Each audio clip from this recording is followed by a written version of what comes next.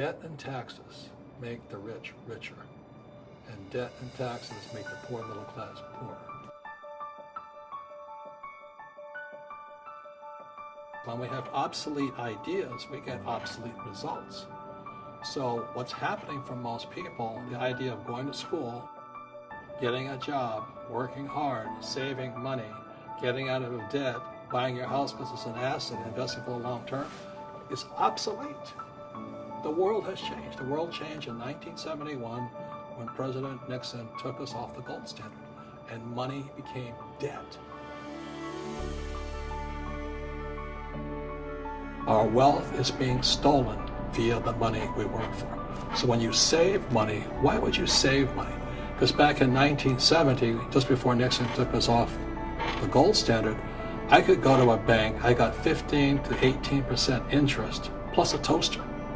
You know what I mean? Today, the banks are charging you interest to save money. In other words, the banks don't want your money because they printed too much of it. I'm glad people are becoming entrepreneurs, but most of them are still trying to make money. Why would you just make money when you're being ripped off via the money system? I'm not saying it's good or bad. I like it. You know, I love the big banks. You know why? Because they give me, the people who save money. So when you save money, the banks give it to me. Thank God. Elon Musk is doing what all entrepreneurs should be doing, which is providing jobs and bringing in investment. That's what they do. So when Elon stayed out of New York, I don't know how many millions they put into a factory to build his batteries. Well, they gave it to him for $1 a year. Why? Because when Elon moves his business into Rochester, I think that's where it is, he'll move jobs in there. Nevada just gave him $1.3 billion in tax subsidies and supplements because he's going to move jobs in there. And that's what real entrepreneurs do.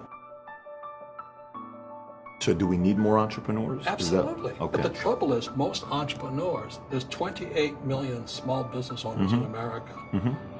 24 million are what are one-person entrepreneurs. They're called non-employee entrepreneurs. So and that's what happens is when people don't really understand what an entrepreneur does. So most big people are self-employed, but they're not really entrepreneurs. The self-employed pay the highest taxes of all. Nobody tells them that.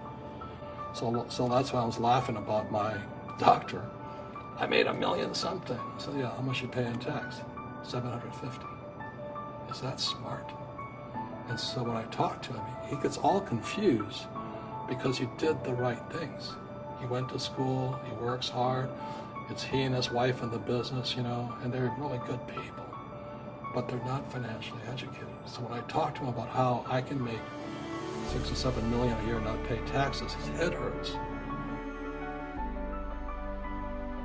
Every one of us is a poor person. There's still a poor person inside me. And I still go to the supermarket and say, oh, Crest is on sale or Colgate's on sale. There's also a middle class person, and the middle class person wants security. They want that steady paycheck. And that is a rich person. And they're all inside of us except that it's not taught. That you're taught to go to school, get a job, and get a paycheck. You're not taught to how to get rich. If you read Rich Dad, Poor Dad, my rich dad refused to pay me. He said the paycheck was one of the most damaging things you could take in your life. He says the moment you take a paycheck, you're an employee, and that's the mindset. And Rich Dad was not saying that the paycheck was bad. He says you didn't want to be a slave to money. So as an entrepreneur, if Rich Dad folded, I just start another company. I don't need a paycheck. I don't need anybody to take care of me. If my government doesn't like me, I move to another country because they need entrepreneurs.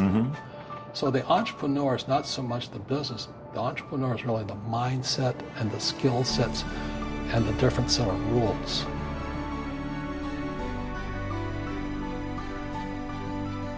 My last paycheck, it was one of the worst and the best days of my life.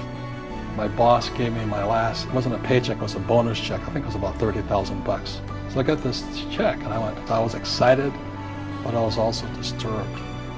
And so this other guy comes up to me, his name was John, and John says to me, he says, "You're going to be back." I said, "Why?" He says, "Because you're going to fail." Because that's what he did. He left Xerox, failed, and came back. And I said, "Look, you failed and you came back, but I'm going to fail and I'm never coming back."